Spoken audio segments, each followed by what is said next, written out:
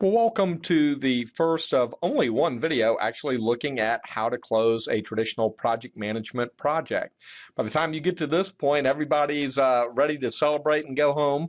So there's a lot of material to cover in this particular chapter.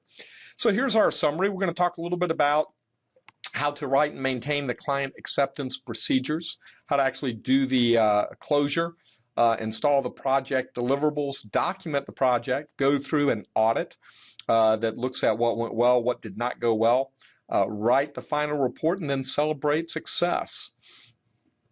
Here's some of the tools, templates, and processes we're going to use.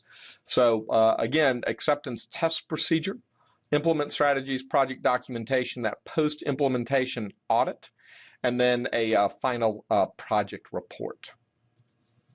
All right, so when we're closing out a project, what we want to do is get the client acceptance of the deliverables so that they are satisfied that we have met the success criteria, the conditions of satisfaction.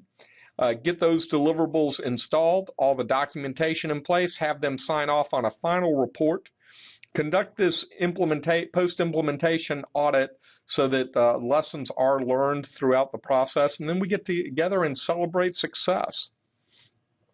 So why do we need this idea of a client acceptance process? Really what we're trying to do is to make sure that everyone's happy, that everything is in place, that we're not going to have a dispute at the last second. It's normally done in collaboration with the client. And these are basically going and making sure that whatever we're delivering is tested and ready to go. One of the notes here, that word collaboration. Okay, you need to be working with the client, and you also need to be specific. You do not want interpretation as a component of your acceptance procedures, and you want to make it very clear cut what is and what is not acceptable for the client accept procedures. Once you get into the implementation, you have these of the project deliverables. We talked about this earlier, but there are 4 different approaches to doing this as kind of a phased in approach, a cutover from one system to the other approach, parallel approach, or by business unit approach. Note, none of these are a single phase. I strongly do not recommend a single phase approach. You want to phase this in and mitigate your risk as you're doing that. And by doing so, make sure that you just don't have a big bang and a big splash associated with installing the project deliverables.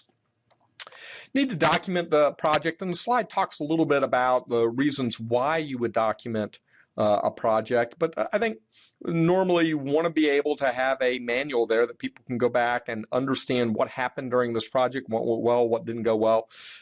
New project managers can come in and look at it.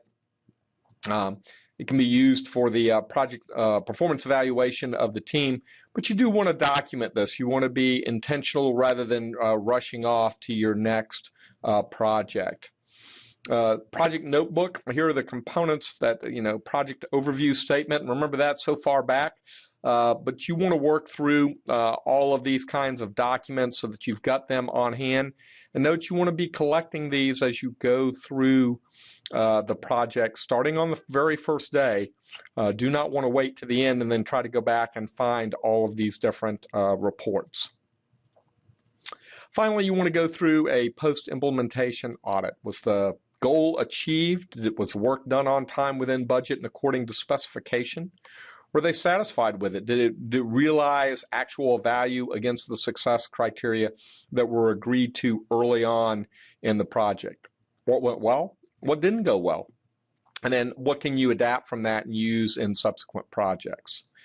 There are lots of reasons for not doing a post-implementation audit. I think they're all bad, but you may run into this circumstance, but at least internal to the team, you should do an audit and document that, and then use that as a mechanism for building better projects in the future.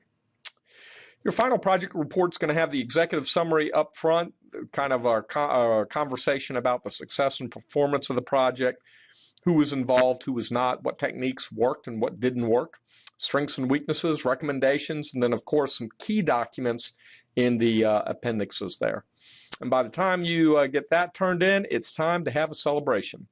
You really should take a pause, take a break, and take the team out and celebrate the successful implementation of a project. Well, look at that. We're at the end of the first and only video talking about closing out a project. What we're going to do during the next video is look at project complexity. All right, so keep on learning, keep on studying, and I look forward to seeing you in the next video.